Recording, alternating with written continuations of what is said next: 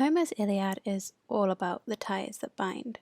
From the tie of marriage between Menelaus and Helen of Troy or Sparta, who knows, that starts the war, to the tie of brotherhood that drives not only Agamemnon and his forces in Mycenae, but all of Greece to war against Troy, to the tie of love between Odysseus and Penelope that drives the plot of the Iliad's most famous sequel. I think you could argue that this poem is more about the ties that bind us together than it is about war. Even Achilles, one of the poem's most famous characters' death-defying onslaught of the Trojans that turns the tide of the war, is driven by the bond that he had with his friend, Patroclus. It's interesting that one of the most fundamental works of literature in the Western or European world is so driven by these ties of friendship, love, and loyalty. The way that the plot is shaped not by what battle happens where, but by who accosts whom in war, who says what to whom, and how that shapes the battle. I guess what I'm trying to say is that even in a poem often defined by the anger that it describes in its very first line, the human relationships are more important to the story than the war that it is so famous for nowadays. So, Final Fantasy VI. What has that got to do with the Iliad? On the face of it, nothing more than that the fantasy genre often cribs a lot of things from the classics. Epic plots, noble heroes, large casts of character, and so on. But the parallel I'm trying to draw is that both stories are, at their core, driven by the ties between the characters, whether they're severed, freshly minted, or running deep in their blood. I think it'd be fair to say that Final Fantasy VI is driven by its characters more than anything else. Hell, that's what the developers have even come out and said. But at least for me, that was the impression I got when I was playing it. In this video, I want to have a look at the Japanese and English localizations next to each other, and see how these relationships are presented differently between the two. How do these Western ideas of love and bonds compare against the Japanese ideas of bonds and friendships? And does this affect the way in which the cast of Final Fantasy VI are presented? Well, the short answer is yes. But let's dive a bit deeper. Now, when I mention these different ideas of love, I'm coming from the ancient Greek different ideas of love. And then I'm also want to discuss the different kinds of love and bonds that you see in Japanese culture. I'm just using these as a touchstone for cultural comparisons and some way to ground the comparison that I'm making, rather than it being central to my focus. I just think it's an interesting thing to think about. Interestingly enough, these different kinds of bonds, these concepts of the ties between us, they actually do overlap quite a lot, and it's really interesting to see where different things get picked up in different cultures, and it weaves together like a fascinating web. I'm going to start off by looking at 3 different relationships in particular in this video, but please do let me know if you'd like to see any more in the future.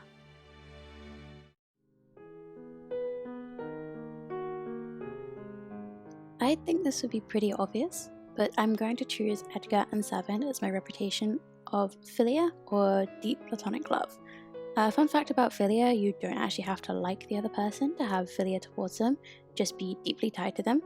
A famous example is Clytemnestra, Agamemnon's wife, who murders him in a bathtub when he gets back from the Trojan War. Yikes. Anyway, Edgar and Sabin obviously like each other, but I'm going to have a look at the famous coin toss scene and examine the little nuances there between the English and Japanese versions. A small cosmetic change is that the way in which they talk is quite different in the Japanese. Both sound actually really gruff, whereas in the English the decision was made to make Edgar sound a little bit more eloquent. I think I kind of like that actually, in the way that it's a difference in their backgrounds is reflected in their language in the English, whereas they both speak kind of like protagonists in the Japanese. Yeah, it's a pretty heartbreaking scene, but I think one of the main things I notice is how it's a less insular scene in the Japanese, because there are details in there about how the coin is actually their father's, about how neither sincerely wanted to become king, and about the way in which that they cheer towards Figaro, and how they do that is not an afterthought. The way that it's phrased in the Japanese, it's positioned in the text as though however shyly, it's the thing that they both still have that unites them the most. As a side note, I had no idea they were drinking in the English, but I love how they're just knocking back shots in the Japanese. Funnily enough, that links to the other kind of love that I want to talk about, agape, which is kind of love for your country, I guess you could say. So at the end of the game, when they're all escaping from Kefka's tower, Sabin and Egar have this super cute moment when their relationship has just gone from strength to strength, and it becomes really obvious how they are so deeply tied to their country as well. I guess one of the key differences that I first see is the end of the final sentence Sabin says. In the Japanese, it shows that he had intent to become stronger, rather than it just kind of happening as it does in the English. It's quite nice in both versions to see that we finally have Sabin's reason for leaving and training in the mountains. I really like in the Japanese how the sentence structure is actually mirrored to show that the logic's been really simple and obvious all along. Edgar is the better king, so Sabin's gonna go away and train to protect him.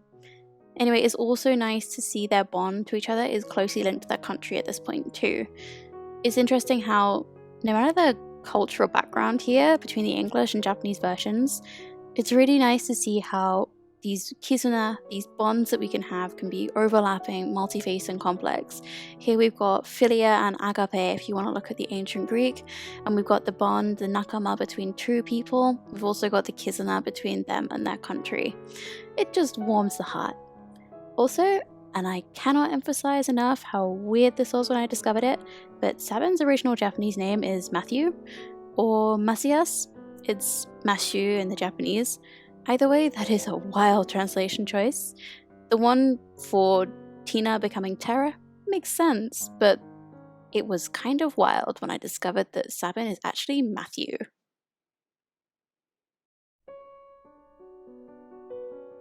I think you'll probably all have seen this coming, but this next type of bond I want to look at is romantic love, or eros in the ancient Greek, if we want to look at it like that, which I guess means more like passionate love. It's pretty obvious though who I'm going to be looking at here. Obviously, it's Cayenne and Mog. No, I'm kidding. I'm going to have a look at some of Celes and Locke scenes. There's actually quite a lot to unpack here. I was quite surprised. There's not too much of a difference in the translations, but there's a couple of things that I want to dive deeper on that really do make a difference between how their relationship is framed altogether. First up is when Locke and Celes are speaking just before the opera starts. Locke doesn't really give much away here in the English when Celes asked him why he helped her escape, which, side note, I've always felt was a really upfront question, but praise Celes for being such an iconic female character this early on. Celes deserves better in her reception. Anyway, in the Japanese here, Locke is very plain and open about having been in love and still being in love with Rachel. It's actually really clear throughout the game. When we do get to the Rachel scene later in the game, the nuance in the Japanese is that he literally didn't do anything to save her, which might be the guilt talking or not. And more importantly, he says that there's just no reality for him until she's revived. This kind of follows in the English, but I just want to point out that difference there. Funnily enough, Rachel doesn't declare her love to Locke in the Japanese, or even imply it like she does in the English. That really shifts the interpretation, at least for me. It seems like it was deeper on Locke's side, that he really liked her, and then it was compounded with guilt after she died into love, but she's just thankful to him. And don't come up at me with the fact that arigato can also be synonymous with romantic feelings and love. I just don't really think it's actual love in this scene. She's thanking him for the happiness. So when Celes asks him if he's going to be okay, it seems more like he will be okay in the Japanese than that he is, as it is in the English. In both, it's notable that it's Celes there, and the way that the scene is written and also played out with the sprites, it's clear that these two are totally going to be a thing.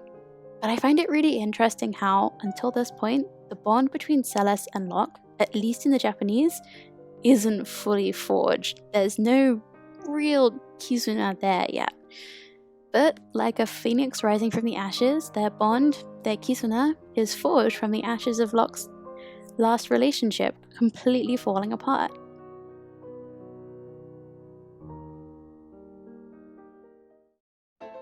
Now, this one is kind of weird, so I'm going to take a step back and explain the terminology here. Philautia is a bit of a strange one.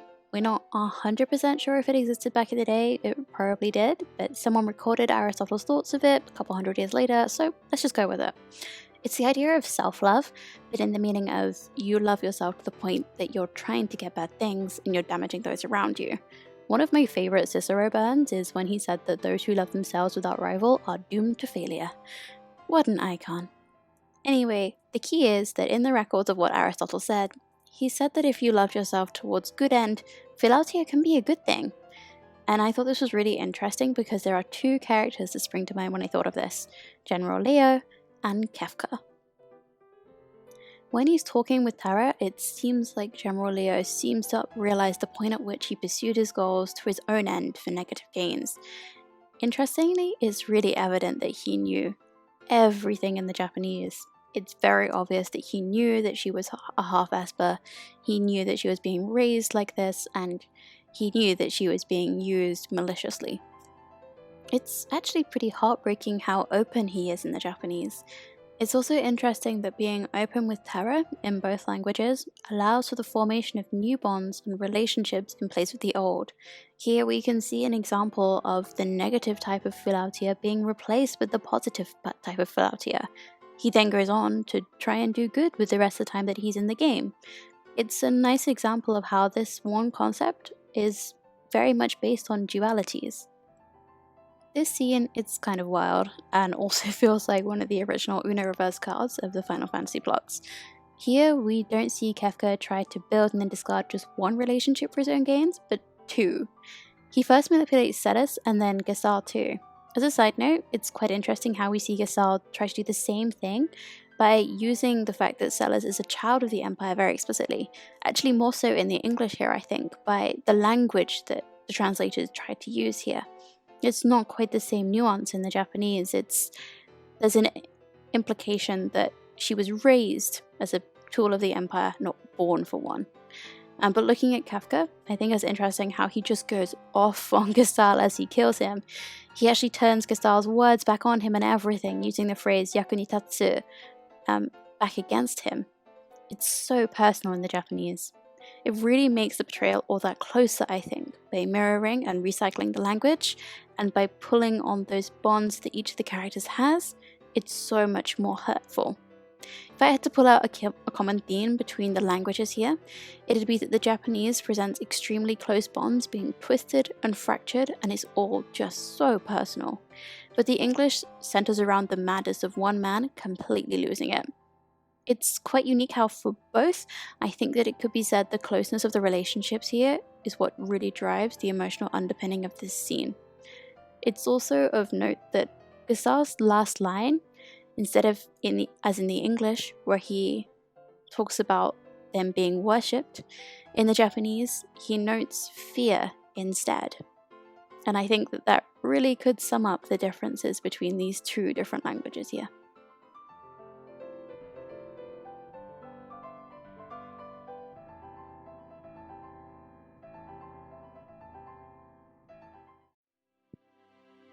So with all that, it's pretty firm that in both languages of the game, bonds are central and are expressed in different ways sometimes between the languages, which creates quite different versions of the game. There's a bunch of other examples as well. Cyan's dynamic with his family is really interesting and actually quite different between the languages. And I haven't even touched on Terra here, but I might save that for a video of its own. Let me know if you'd like that. I want to wrap things up now by turning to the ending. This is broadly the same in both languages, but when looking through the lens of the slightly different games that we have seen created up to this point, it's pretty interesting to see the differences here. I guess I want to just start by saying the phrase that Locke says, Mamoru Beki Hito, is the same as the name of the version of the song of Roses of May that plays in Final Fantasy IX when Beatrix and Steiner totally start becoming a thing, and I love the meta moments like that. Anyway, what he says there feeds into my idea that Locke and Rachel's relationship was more one-sided, and that his bond with Celes that really became a unique kisuna between the two of them and replaced what he had with Rachel in the Japanese definitely formed after the Phoenix scene. I also like that Mog, who I haven't really touched on much, directly says the phrase nakama too. And as he's the last of the party to speak, it really hits the nail on the head of what my point is. This story is centered around the bonds that we have and the relationships we have between different people. Going back to the Iliad, it's often said that we just don't understand the way that these relationships were understood back then because it's a different type of concept playing out. I think you can kind of see that at play here too. The relationships are expanded on and intertwined differently in the two versions of the game we have. Because I think that's true. It's ultimately two different entities, two different experiences we have. Just like how people have been studying the differences between ancient Greek and English translations for thousands of years at this point, there are so many differences between a Japanese and an English version of a game, and no matter what languages you're looking at, each one is its own experience. I hope I've been able to enlighten the different relationships that we see in this game too.